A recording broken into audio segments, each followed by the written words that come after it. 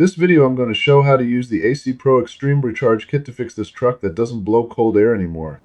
Now looking at the directions provided with the kit, it goes over all the steps that I need to take in order to do that. So the first thing it tells me to do is open the hood and locate the low pressure AC service port, which is on top at about the middle of the engine for this truck. The Recharge Quick Connect will not fit on the high pressure port, so it should be impossible to mix the two up. Next, the instructions tell me to start the engine up, turn the AC on high, and make sure recirculation mode is selected. Now it says to remove the clear plastic battery tab and turn the gauge on by pressing the on-off button. Then attach the quick connect fitting to the low pressure service port. Now it tells me to read the pressure and compare it to the colored chart at the bottom. And the pressure is at 19 psi, so that is low, which means I can use this kit to recharge the system.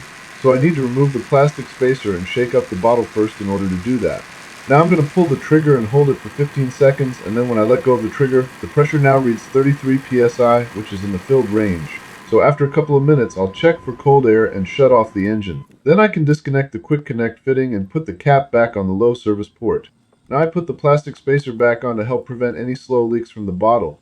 Hopefully this video has helped, and feel free to ask any questions that you still may have in the comments.